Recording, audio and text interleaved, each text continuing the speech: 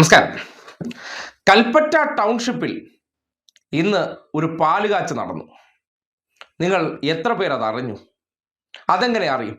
ഇത്രയും ദിവസം വീട് കൊടുത്തില്ലേ, നിർമ്മാണ പ്രവർത്തനങ്ങൾ പൂർത്തിയായില്ലേ എന്ന രീതിയിൽ വലിയ വാർത്താ വിവാദങ്ങൾ സൃഷ്ടിച്ചവർ പൊടുന്നനെ ഇന്നിപ്പോൾ ആ ദുരന്ത ബാധിതരായിട്ടുള്ള മനുഷ്യർക്ക് അവരുടെ ജീവിതം കരുപിടിപ്പിക്കാൻ പോയ സർക്കാർ ചെയ്തു കൊടുത്ത സമാനതകളില്ലാത്ത മാതൃകയിലേക്ക് ആ മനുഷ്യർ ജീവിതം പറിച്ചു നടുമ്പോൾ വാർത്തയാകേണ്ടതായിരുന്നില്ലേ? പക്ഷേ വാർത്തയായില്ല. കൽപ്പറ്റ ടൗൺഷിപ്പിൽ ഇന്നിപ്പോൾ ആദ്യത്തെ പാലുകാച്ച് ചടങ്ങ് നടന്നു. ആ ദൃശ്യം നിങ്ങളൊന്ന് കാണണം.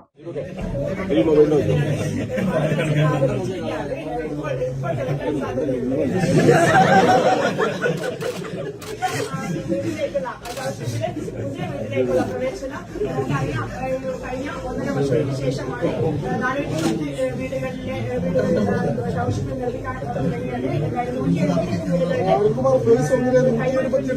നേരത്തെ തന്നെ കൈമാറുമെന്ന് അറിയിച്ചിരുന്നു.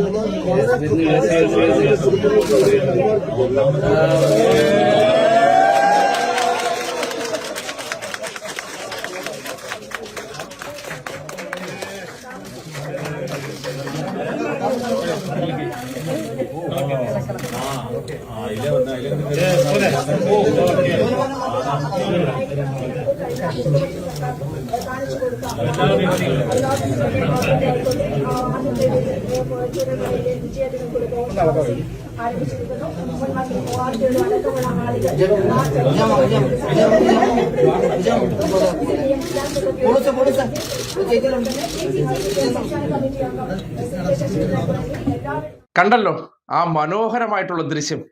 അവർ പാല് കാച്ചി ഒരു സമാധാന ജീവിതത്തിലേക്ക് കടക്കുകയാണ്. ഈ സന്ദർഭത്തിൽ മുഖ്യമന്ത്രിയായിരുന്ന പിണറായി വിജയൻ അവിടെ ലൈവായിട്ട് ആ ചടങ്ങിൽ ജസ്റ്റ് ഒന്ന് പങ്കെടുക്കുന്ന ദൃശ്യം പോലും പുറത്തു വന്നിരുന്നു. ഇതേ നോക്കിയേ.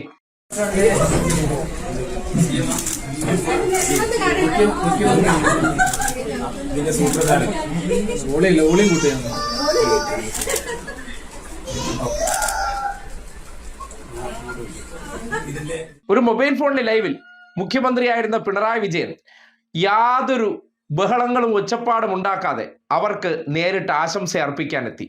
കേരളത്തിലെ മാധ്യമങ്ങളെ സംബന്ധിക്കുന്നിടത്തോളം ഇന്ന് ഇതൊന്നും വലിയ വാർത്താ പ്രാധാന്യമുള്ള സംഭവമേ അല്ല. കാര്യം ദുരന്തമൊക്കെ എന്ന് പറഞ്ഞാൽ വാർത്തയില്ലാത്ത ദിവസങ്ങളിലെ കച്ചവട ഉൽപ്പന്നമാണല്ലോ.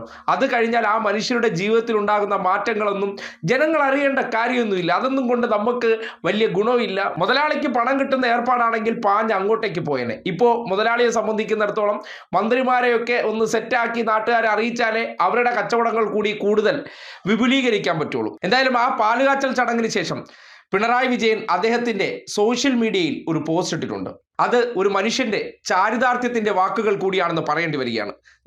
ഇങ്ങനെയാണ് ആ പോസ്റ്റ്. മുണ്ടക്കൈ ചൂരൽമല ഉരുൾപൊട്ടൽ ദുരന്തത്തെ അതിജീവിച്ച കുടുംബങ്ങൾക്കായി സംസ്ഥാന സർക്കാർ കൽപ്പറ്റയിൽ ഒരുക്കിയ ടൗൺഷിപ്പിലെ വീടുകളിൽ ഇന്ന് ചില കുടുംബങ്ങൾ ഗൃഹപ്രവേശനം നടത്തി താമസം ആരംഭിച്ചു.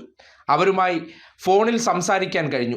ഏറെ വേദനയും നഷ്ടങ്ങളും അതിജീവിച്ച ജീവിതങ്ങളിൽ ഇന്ന് പുതിയൊരു തുടക്കത്തിന്റെ സന്തോഷം നിറയുന്നതായി അനുഭവപ്പെട്ടു. സുരക്ഷിതമായൊരു വീട് എന്നത് വെറും മതിലുകളും മേൽക്കൂരയും മാത്രമല്ല, പ്രതീക്ഷയുടെയും ആത്മവിശ്വാസത്തിന്റെയും പുതുജീവനുമാണ്. ആ സന്തോഷത്തിൽ ഹൃദയം നിറഞ്ഞ് പങ്കുചേരുന്നു. എല്ലാവർക്കും സമാധാനവും സന്തോഷവും നിറഞ്ഞ ജീവിതം ആശംസിക്കുന്നു. കേട്ടല്ലോ, ഇത്രയാണ് പിണറായിയുടെ വാക്കുകൾ.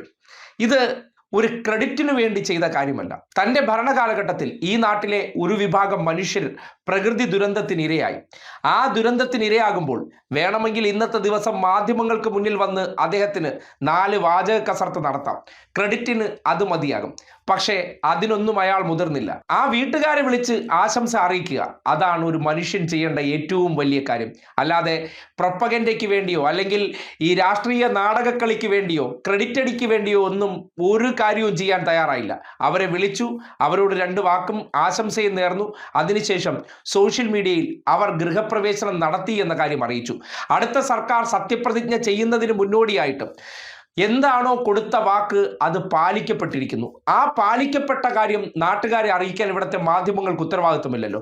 പറഞ്ഞ വാക്ക്, കൊടുത്ത ഉറപ്പ്, അത് തൻ്റെ കാലാവധി കഴിഞ്ഞതിന് പിന്നാലെ പൂർത്തീകരിച്ചിട്ടുണ്ട് എന്ന് നാട് അറിയേണ്ടിയിരിക്കുന്നു. അതുകൊണ്ട് അവർക്ക് കൊടുത്ത ഉറപ്പ് വയനാട് മറ്റൊരിടത്ത് കല്ലിട്ട് പോയതുപോലെയല്ല, കൃത്യമായി ചെയ്തു കൊടുത്തു എന്നതിൻ്റെ ഒരു ആത്മസംതൃപ്തി കൂടി അദ്ദേഹത്തിന് ഉണ്ടായിരിക്കണം. എന്തായാലും കൽപ്പറ്റ ടൗൺഷിപ്പ് ഒക്കെ പോയി കഴിഞ്ഞു. അതൊക്കെ ഒരു കാലഘട്ടത്തിൽ വാർത്താ കച്ചവടത്തിനും പിന്നീട് രാഷ്ട്രീയ വിവാദത്തിനും വേണ്ടി മാധ്യമങ്ങൾ ഉപയോഗപ്പെടുത്തി എന്നതിനപ്പുറം ആ ജനങ്ങളെ ചേർത്ത് നിർത്തിയ വ്യക്തി അല്ലെങ്കിൽ സർക്കാർ എന്നുള്ള നിലയ്ക്ക് അവർക്ക് കൊടുത്ത ഉറപ്പ് പാലിച്ചുകൊണ്ട് ആ ജീവിതങ്ങളെ സുരക്ഷിതമായ ഒരിടങ്ങളിലേക്ക് മാറ്റിപ്പാർപ്പിക്കാൻ പോയ സർക്കാരിൻ്റെ കാലഘട്ടത്തിൽ തന്നെ കഴിഞ്ഞു എന്നുള്ളത് അതിന് നേതൃത്വം കൊടുത്ത വ്യക്തി എന്നുള്ള നിലയ്ക്ക് പിണറായിക്ക് കൂടി അഭിമാനാർഹമായിട്ടുള്ള കാര്യമാണെന്നുള്ള കാര്യത്തിൽ ഒരു സംശയവുമില്ല.